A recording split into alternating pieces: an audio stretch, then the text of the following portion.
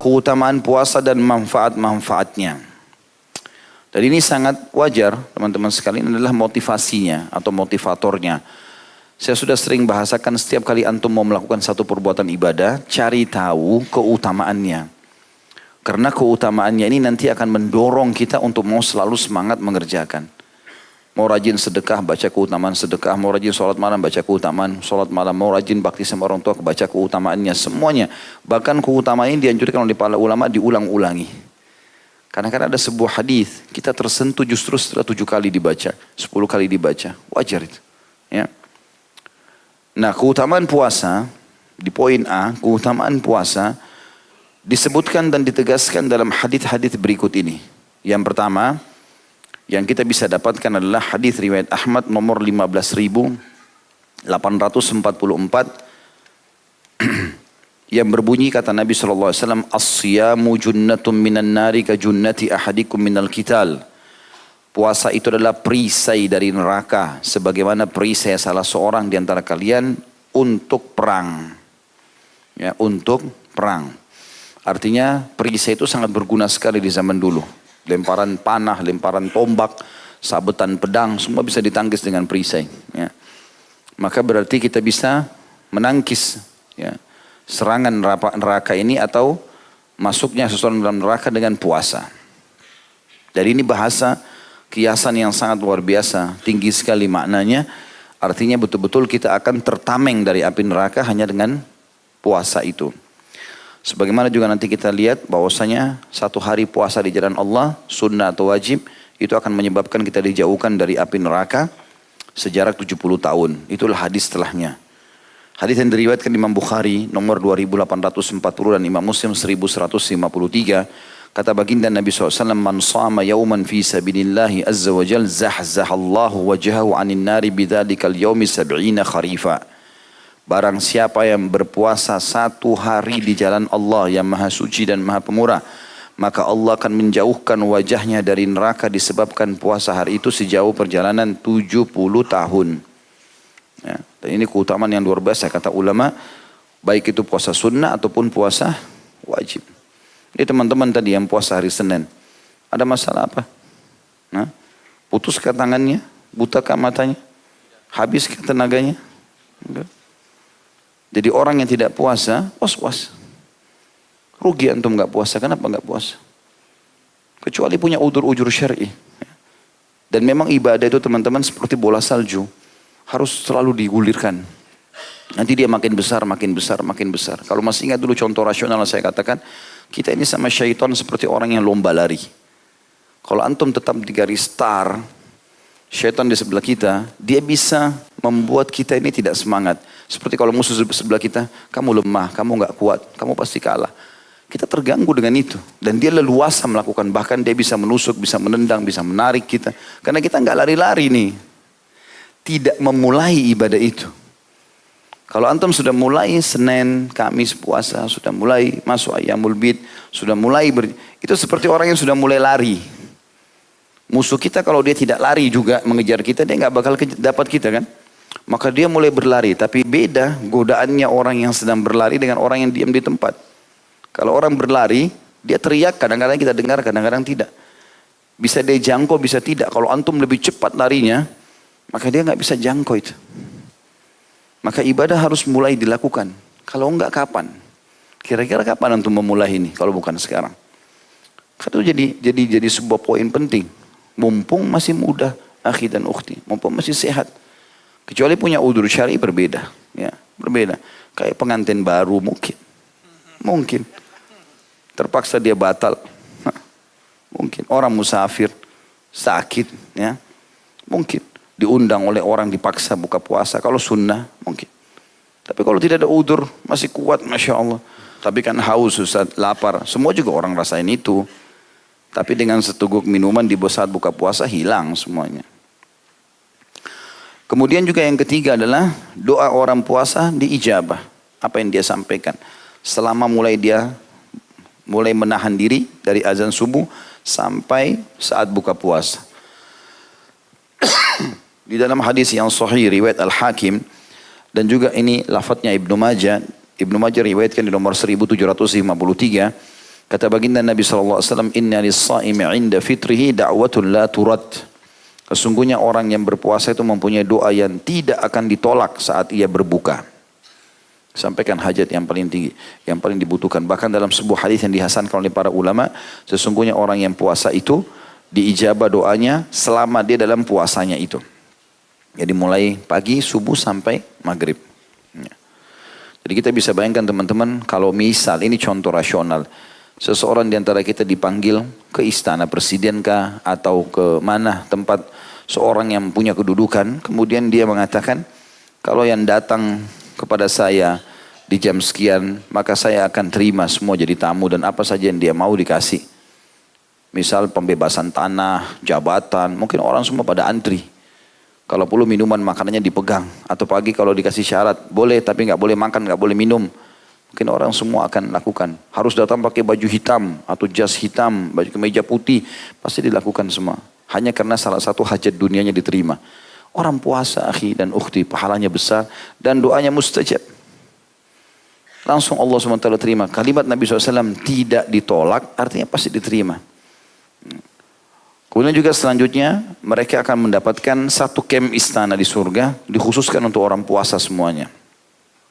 Sebagaimana dalam hadis Bukhari di nomor 1896 dan Imam Muslim juga menyebutkan di nomor 1152. Inna fil jannati baban yuqalu lahu ar-rayyan yadkhulu minhu as-sa'imuna yawmal qiyamah la yadkhulu minhu ahadun ghairuhum yuqalu ayna as-sa'imun fayaqumun la yadkhulu minhu ahadun ghairuhum fa idza dakhalu ughliq falam yadkhul minhu ahad.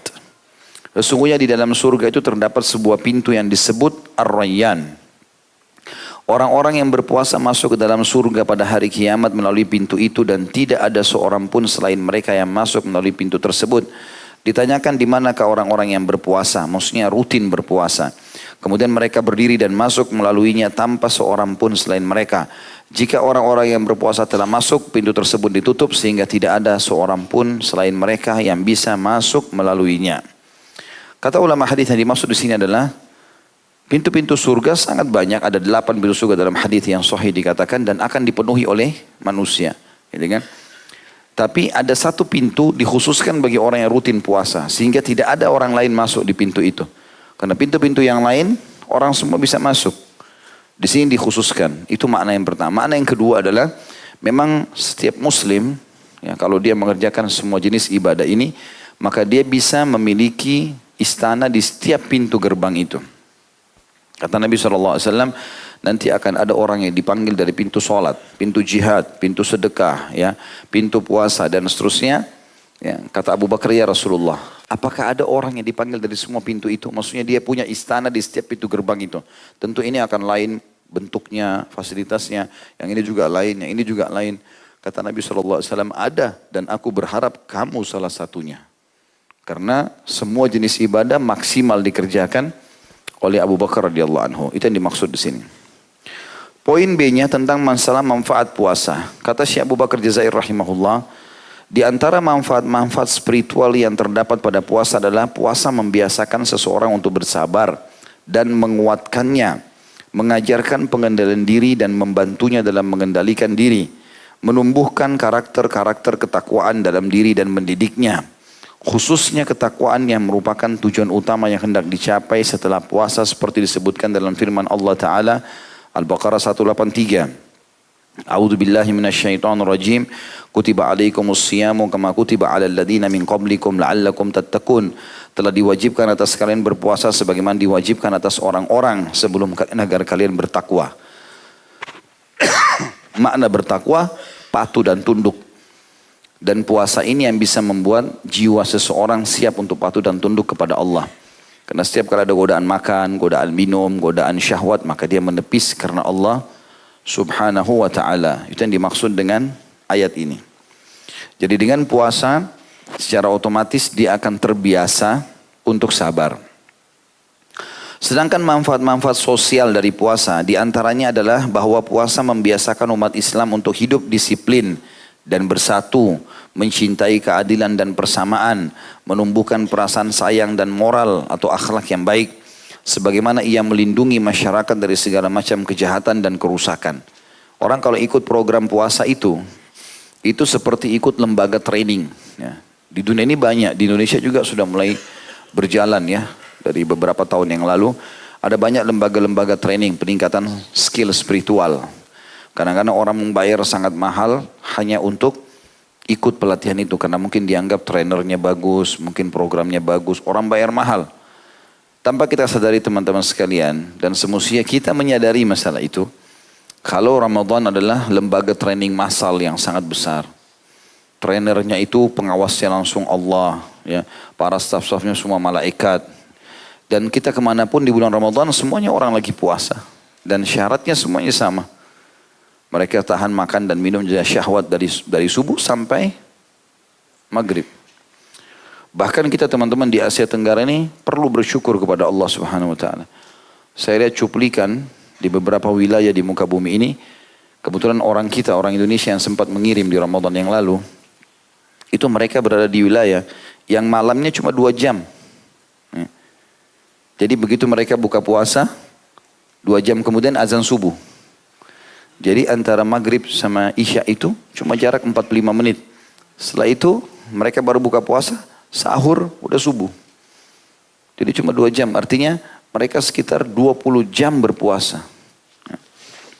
Kalau kita alhamdulillah di Asia ini, Asia Tenggara secara umumnya dari subuh sampai jam 6 sore maksimal gitu kan. Kalau kita hitung misalnya dari jam 5 sampai ke jam 12 siang itu 7 jam gitu kan. Kemudian jam 12 sampai jam 6 misalnya berarti 6 jam. Berarti sekitar 13 jam. Gitu. Itu maksimal ya kalau kita ambil waktu maksimal. Tapi mereka bisa puasa sampai 20 jam. Cuma mereka sabar, mereka lalui itu. Berarti ada orang yang lebih berat daripada kita. Kita sekarang kalau sholat subuh di sini maksimal hujan. Di beberapa negara teman-teman 2 derajat. Ya. Bahkan di bawah 0 derajat di beberapa wilayah Rusia itu bisa sampai minus 10, minus 15. Ya. Itu udah beku itu. Sangat dingin. Tapi mereka sholat subuh di masjid. Maka kita harus melihat keadaan orang-orang seperti ini supaya kita lebih semangat untuk ibadah. Mereka toh masih mengerjakan itu. Saya pernah dapatkan itu foto, ada jam digital di satu masjid, di salah satu wilayah di Eropa, itu dinginnya minus 5. Di foto, ini loh, dalam kondisi seperti ini, masih penuh masjid orang pergi sholat. Anak-anak muda lagi. Gitu kan. Maka ini pukulan, ya, tamparan yang sangat keras bagi kita di Asia, yang malas pergi sholat subuh di masjid. Padahal sebenarnya sangat mudah. Kemudian selanjutnya dikatakan dari segi kesehatan juga di antara manfaat-manfaat puasa adalah bahwa puasa membersihkan usus-usus, memperbaiki lambung, membersihkan badan dari sisa-sisa makanan dan kotoran-kotoran, serta dapat meringankan tubuh dari himpitan kegemukan dan berat badan karena lemak. Di dalam hadis Rasulullah SAW, sumu tasihhu. Berpuasalah kalian, niscaya kalian akan sehat. Yang disebutkan Ibnu As-Sunni dan Abu Nuaim dan As-Suyuti menghasankannya. Walaupun ada ulama yang menyelisih, yang mengatakan hadis ini lemah, ya. Tetapi umumnya kalau dilihat manfaat secara global, memang kita temukan puasa itu sangat sehat, ya.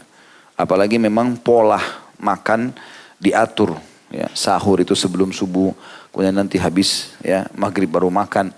Di waktu-waktu siang umumnya kan biasa panas, maka ada pembakaran lemak. Ya. Sementara kita tidak ada konsumsi apa-apa, pembakaran terus berjalan. Maka itu sangat bagus buat kesehatan. Sangat baik buat kesehatan.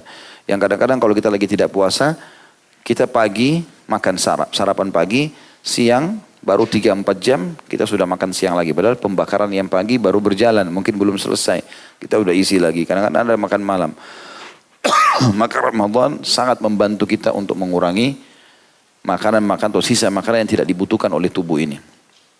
Karena tubuh kalau ada pembakaran, kemudian tidak ada suplai makanan, maka dia akan menghabiskan lemak secara otomatis. Ya. Tentu orang-orang yang kurus tidak pikir masalah ini, tapi orang gemuk bermanfaat bagi dia.